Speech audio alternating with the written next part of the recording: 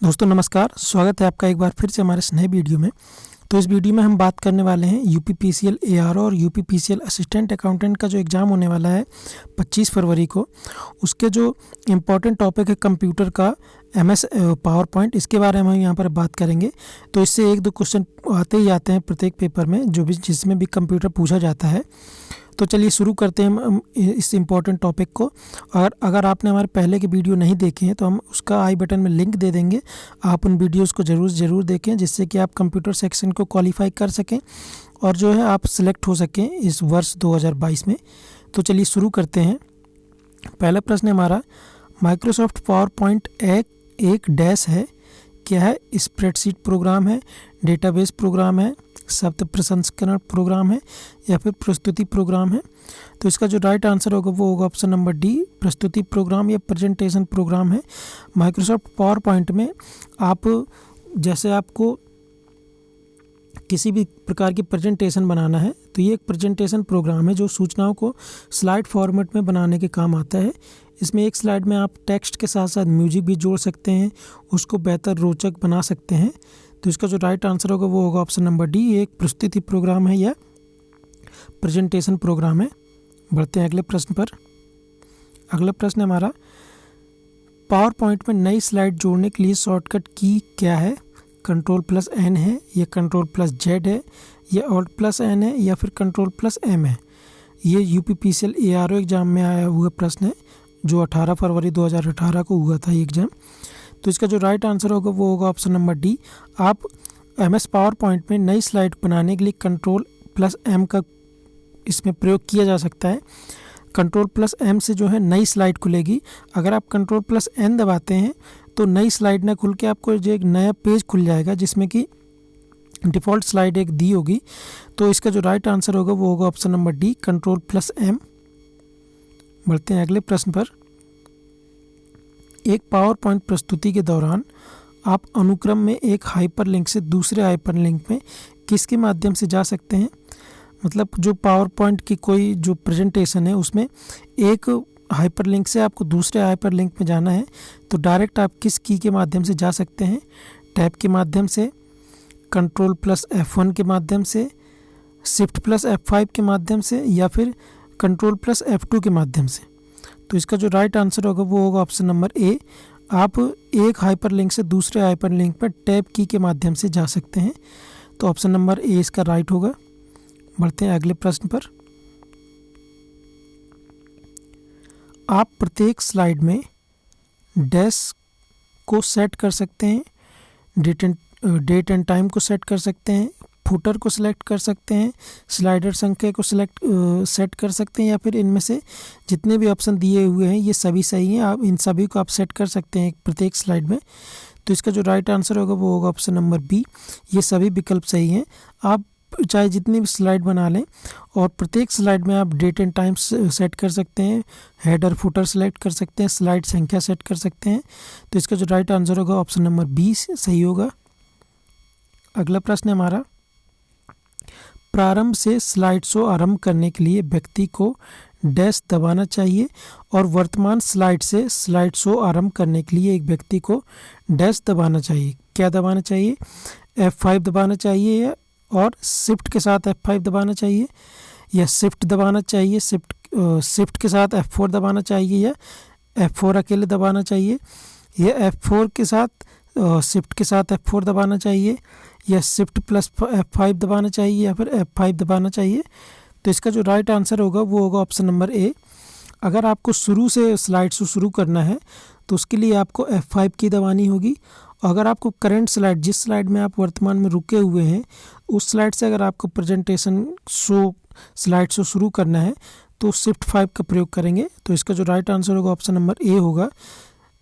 पहले प्रारंभ से स्लाइड शो को आरंभ करने के लिए व्यक्ति को F5 का प्रयोग किया जाना चाहिए और वर्तमान स्लाइड से जो प्रेजेंट स्लाइड है वहाँ से शो आरंभ करने के लिए व्यक्ति को Shift+F5 को दबाना चाहिए। तो इसका जो राइट आंसर होगा ऑप्शन नंबर ए होगा। अगले प्रश्न की ओर बढ़ते हैं। अगला प्रश्न है हमारा, अगर आप एक माइक्रोसॉफ्ट पावर पॉइंट स्लाइड का चयन करके स्लाइड छिपाएं, जिसे स्लाइड को हाइड कर दिया, तो विकल्प का चयन करने कौन सा सही होगा? स्लाइड उस समय प्रकट नहीं होगी जब आप प्रस्तुतिकरण दे रहे हैं। स्लाइड प्रस्तुतिकरण से हट जाएगी। स्लाइड शॉर्टर व्यू में दिखाई नहीं देगी। यह स्लाइड संपादन के दौरान प्रकट नहीं होगी। जैसे आपने कोई स्लाइड बनाई है और कोई आपने प्रेजेंटेशन तैयार की है और उसमें आपने 1-2 स्लाइड को हाइड कर दिया गया है आपके द्वारा, तो उसमें क्या होगा, तो इसका जो राइट आंसर होगा वो होगा ऑप्शन नंबर ए। जब आप स्लाइड शो शुरू करेंगे तो जो स्लाइड शो में आपकी जिस भी स्लाइड को हाइड कर दिया गया है आपके द्वारा, तो वो स्लाइड नहीं दिखाई देगी। बाकी तो दिखाई देगी, पर स्लाइड शो के दौरान वो स्लाइड नहीं दिखाई देगी। तो इसका जो राइट आंसर होगा वो होगा ऑप्शन नंबर ए। बढ़ते हैं अगले प्रश्न पर। अगला प्रश्न है हमारा, पावर पॉइंट के लिए निम्नलिखित में से कौन से सही एक्सटेंशन है? .pot या .potx, .ppt, .pptx, .png, .pngx या .pps और .ppsx।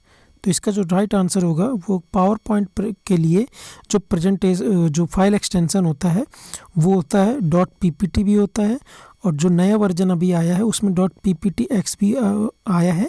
तो इसका जो राइट आंसर होगा वो होगा ऑप्शन नंबर बी, .ppt और .pptx। अगला प्रश्न है हमारा,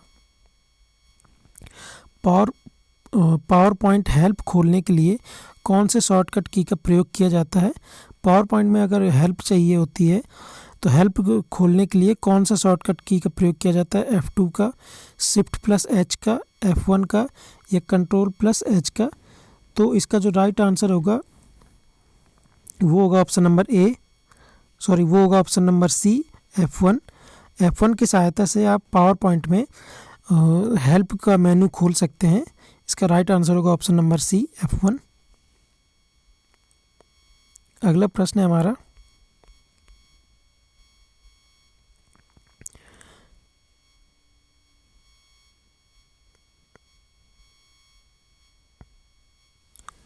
पावर पॉइंट स्टेटस बार में स्लाइड के आकार को बढ़ाने घटाने हेतु स्लाइड बार होता है। तो प्रतिशत में स्लाइड बार में उपलब्ध सीमा क्या होती है? जैसे आप पावर पॉइंट का यूज कर रहे हैं तो स्टेटस बार में एक जूम इन या जूम आउट करने का ऑप्शन दिया रहता है। तो प्रतिशत में आप उसकी क्या सीमा होती है? 10 से 400 होती है, 0 से 1000 प्रतिशत होती है, या -100% से +100% होती है, या 0 से 300 प्रतिशत तक होती है। ये यूपीपीसीएल एआरओ में जो एआरओ का जो एग्ज़ाम हुआ था 15/9/2018 को, उसमें प्रश्न पूछा गया है। तो इसका जो राइट आंसर होगा वो होगा ऑप्शन नंबर ए, 10% से 400% तक। 10% से 400% तक इसमें जो है प्रतिशत में दिया रहता है इसकी घटाने बढ़ाने की जो सीमा है। इसका राइट आंसर होगा ऑप्शन नंबर ए। बढ़ते हैं अगले प्रश्न पर। माइक्रोसॉफ्ट पावर पॉइंट में डिफ़ॉल्ट पेज ओरिएंटेशन होता है राइट स्लैटेड, लैंडस्केप मोड में, पोर्ट्रेट मोड में या फिर लेफ्ट स्लैटेड में? तो इसका जो राइट आंसर होगा वो होगा ऑप्शन नंबर बी, लैंडस्केप में। माइक्रोसॉफ्ट पावर पॉइंट में जो डिफ़ॉल्ट पेज ओरिएंटेशन होता है वो लैंडस्केप मोड में होता है। तो इसका राइट आंसर होगा option number B, landscape mode. बढ़ते हैं अगले प्रश्न पर। यदि आप जब पावर पॉइंट का जो स्लाइड शो चल रहा होता है, यदि आप पावर पॉइंट स्लाइड शो के दौरान ESC यानी एस्केप की को दबाते हैं तो क्या होगा? वो जो स्लाइड शो है वो समाप्त हो जाएगा, या फिर विंडो मिनिमाइज हो जाएगी, या पहला स्लाइड शो प्रदर्शित होता है या अंतिम स्लाइड शो प्रदर्शित होता है। तो इसका जो राइट आंसर होगा वो होगा option number A, slide show समाप्त हो जाएगा। अगर कोई भी आपका प्रेजेंटेशन चल रहा है उसका स्लाइड शो प्रेजेंटेशन का, तो अगर आप एस्केप की दबा देते हैं तो जो आपका स्लाइड शो चल रहा होता है वो समाप्त हो जाता है, बंद हो जाता है। तो इसका राइट आंसर होगा वो होगा ऑप्शन नंबर ए। बढ़ते हैं अगले प्रश्न पर। अगला प्रश्न है हमारा, माइक्रोसॉफ्ट पावर पॉइंट में किसी संगठन के लिए सभी स्लाइड्स में एक ही स्थिति में स्वचालित रूप से प्रदर्शित होने के लिए आपको इसमें सम्मिलित करना होगा क्या? Slide master, notes master, chart master या फिर हैंडआउट मास्टर? तो जो स्लाइड मास्टर होता है, स्लाइड मास्टर का प्रयोग करके किसी भी एग्जिस्टिंग थीम को आसानी से एडजस्ट किया जा सकता है और इसके द्वारा सभी स्लाइड में परिवर्तन किया जा सकता है स्लाइड मास्टर के द्वारा। तो इसका जो राइट आंसर होगा वो होगा option number A, slide master. तो दोस्तों, अगर आपको हमारे ये वीडियो पसंद आ रहे हैं तो आप हमारे वीडियो को लाइक कीजिए, ज़्यादा से ज़्यादा शेयर कीजिए। जो कि यूपीपीसीएल एआरओ एग्ज़ाम और असिस्टेंट अकाउंटेंट के लिए ये क्वेश्चन बहुत ही ज़्यादा हेल्पफुल हैं।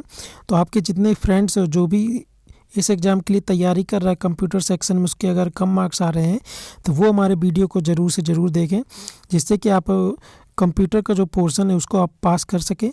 तो चलिए मिलते हैं अगले वीडियो में, तब तक के लिए जय हिंद।